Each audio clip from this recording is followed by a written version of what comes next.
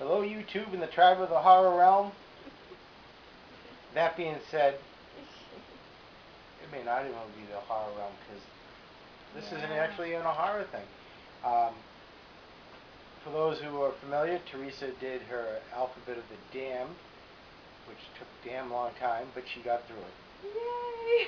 This time, her infamous blanket meter will not be used because she's doing a new project. And I said, if you do the Alphabet of the Damned and get all the way through it, you can do your next one, and that is her 80s review of different 80s movies, well-known and obscure. And you did what this time? The Forgotten 80s? Mm-hmm. Yeah, and you got 3 of them. So, without further ado, the wife.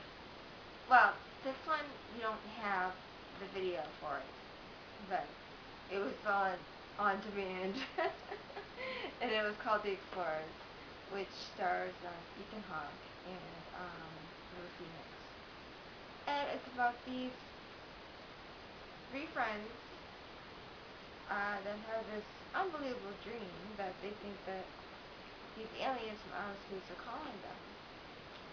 So they build a spaceship, and they actually go to outer space, and the aliens actually select them to go into their ship, and they meet these aliens, and actually Ethan Hawke actually says in the movie, it's not how he thought they would be. So they get to learn all about these aliens and stuff, and they don't want to leave, but they have to leave because the father alien is not too happy with them being there. But it's just a really cute movie. Um, it's funny.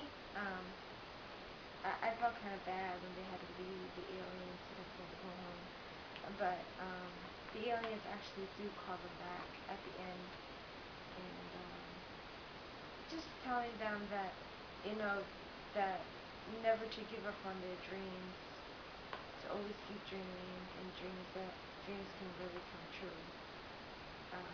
Is the moral of the story. But if you haven't seen it and you have kids, it's something to check out.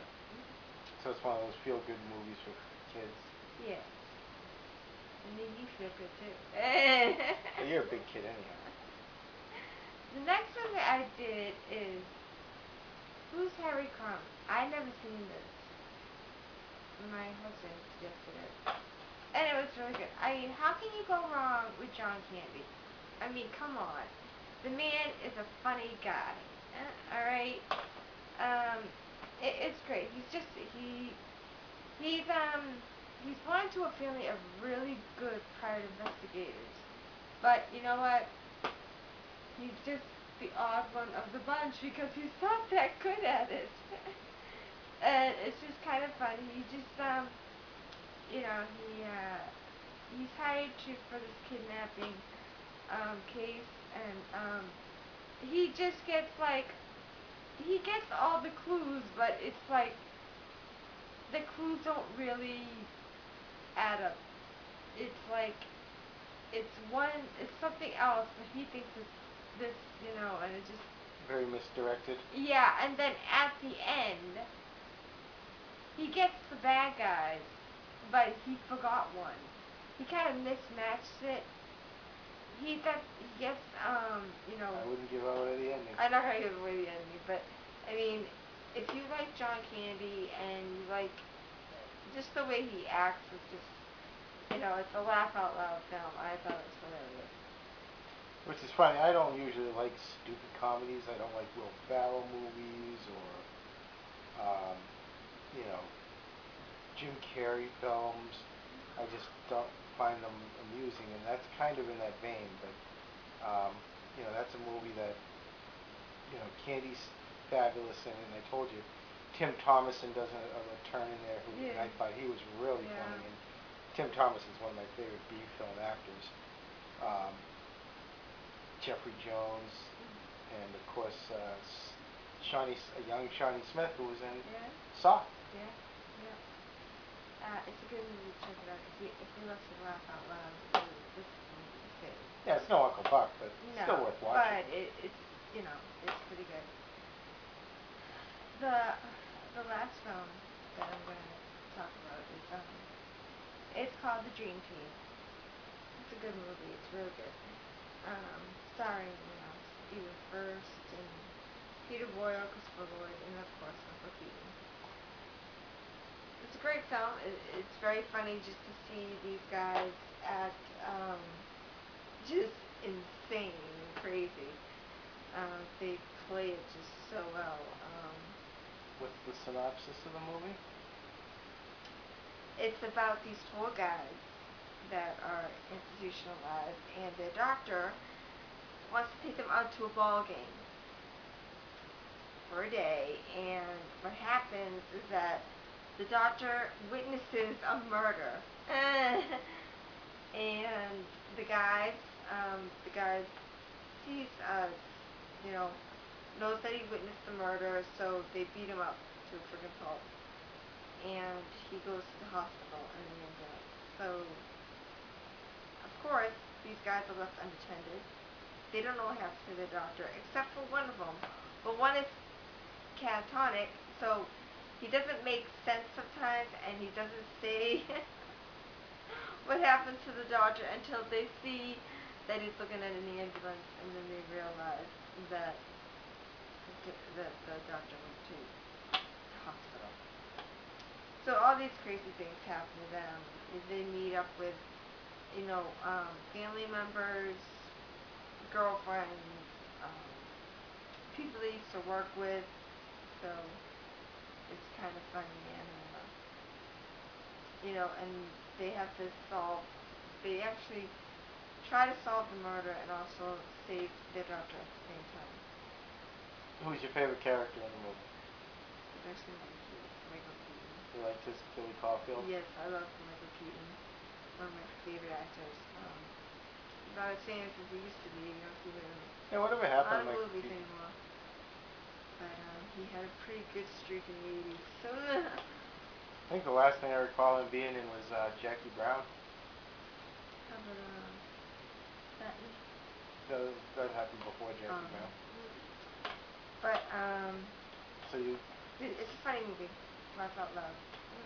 Yeah, I thought Peter Boyle was fantastic in that. He was. How When he could you breaks not? into the song. How can you?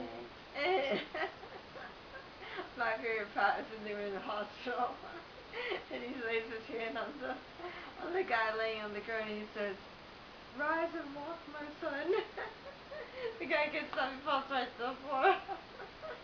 yeah, in case you haven't figured out what she fails to mention is that Peter Boyle plays a megalomaniac with a Jesus complex and thinks he is the son of God. So he references it a lot throughout the whole movie. But he did a fantastic job, and he's another guy who's missed tremendously. You know, God rest his soul. But the moral of the story is that they um, they realize they have to work as a team in order to get things together and solve the crime. So you got a few 80s ones that are not exactly ones that are commonly thrown on TV to get ratings and all. But if you had out of the three, and if you said to them which one to watch, I mean you suggested all three, and you gave a review on all three. Now if someone says, okay, out of the three, which one should I watch first? Which is the best of the three? I would say the Dream Team. I really like this movie. I haven't seen it in years, and I didn't remember much about it, but it was so good to see it again. Yeah, you were in hysterics while you were watching it. And I mean, it's just it's a really good film. And there's a lot of people in it. I mean, it's stars that you really used to know back in the day, and Jimmy Remar's in it from the Warriors. mhm. If you really want to see a good movie, and you know who the characters are, they did a great job acting in this. Um, and I'm a Michael Keaton fan, so you know. Well, you know what, honey? We've gone on long enough.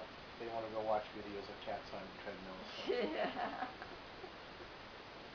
All right, well, that's it for Teresa's Forever 80s, Forgotten 80s one. There'll be more to come, though. Get your leg warmers out, honey. Yeah. Bye.